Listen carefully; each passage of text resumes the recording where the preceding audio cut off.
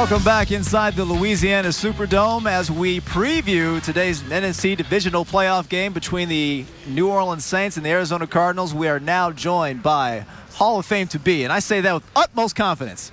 Right now, factually, we have to say Hall of Fame finalist Rickey Jackson. Rickey, thanks for joining us. Appreciate it.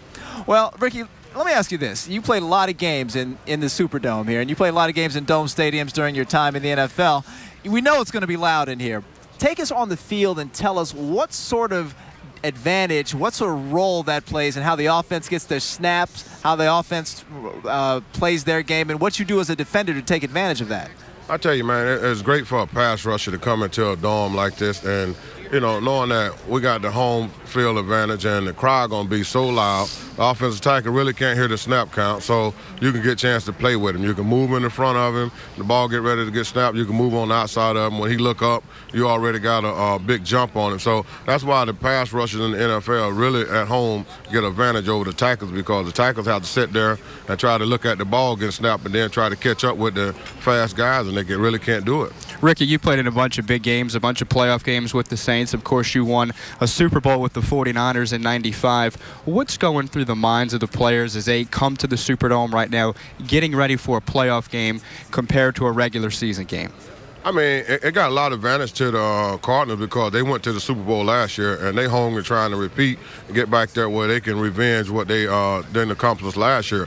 But being the Saints, man, this is the first time they know that the whole town is really dependent on them to win this ball game and get to the Super Bowl. And I think those guys, they want to win it for themselves, but they really want to win it for the city of New Orleans.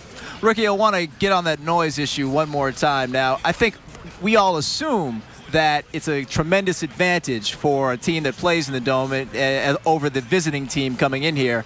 I think you were telling me earlier that it's not the advantage that it once was. You know, when I played, it was an advantage for us, but now they can close their dome in. They have a reversible roof where they can close it in. The Cowboys can close their roof in, and what they can do is they can put the noise through the speakers, you know, from like a DJ playing, and just play all the same noise that the people are going to be making today, and they can practice 2 or 3 hours, and they can really get ready for what's going to happen today. And I think, I'm sorry, one second, I think you were talking about they have some hand signals or something that they use too, right? Right, yeah. I mean, what they'll do, they'll go through hand signal. Kurt will raise up, he'll put a 1, 2, 3, or 4 or 5 up. That'll let the receiver know what route that he's running, and a lot of times he'll tell him whatever he put up, run opposite of what he put up. He might put a 1 up and want him to run a 2. So it's going to be between him and the quarterback and the receiver. They're going to be on the same page, and they're going to try to throw the defensive back off. You talked about Kurt Warner. Of course, he had 5 touchdown passes last week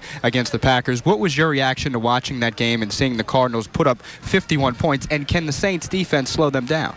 Yeah, the Saints can slow them down. They won't make the same mistake that Green Bay made last week. Green Bay at least busted about 5 coverage. I mean, a lot of those touchdowns were coming from busted coverage. And talking to some of the Green Bay guys, I know that they had certain defense calls, and the guys just didn't play the defense. And whenever that happened, you know, they're going to let guys run free, and that's what Green Bay did last week. But I don't anticipate the Saints letting anybody run free today. Rickey, Greg Williams, the defensive coordinator for the Saints, loves to blitz. Kurt Warner, the quarterback for the Cardinals, loves to exploit the blitz. Who has the advantage here today? Well, I really think the home field had an advantage because if we get the pressure on Kurt up the middle, I think it'll be an advantage to Saints. But if you don't get by those big guys up front and give him time to pick you apart, he got some great receivers. He got some fast receivers. He got one of the best receivers in the game, Fitzgerald. And I think that it'll be a long day for the Saints if they don't get to Kurt Warner. Real quick, can Porter and Greer match up with Fitzgerald? Yeah, they can match up with him. Plus, they got a good a veteran safety over the top. And as long as they communicate the safety and the defensive back, you can't be out there on the island trying to play them all by yourself. You got to rely on some help. All right, Rickey Jackson, we're all rooting for you to get into Hall of Fame this year. We all know it's going to happen for you, okay? Thank you. Appreciate it. All right, now. So there's plenty.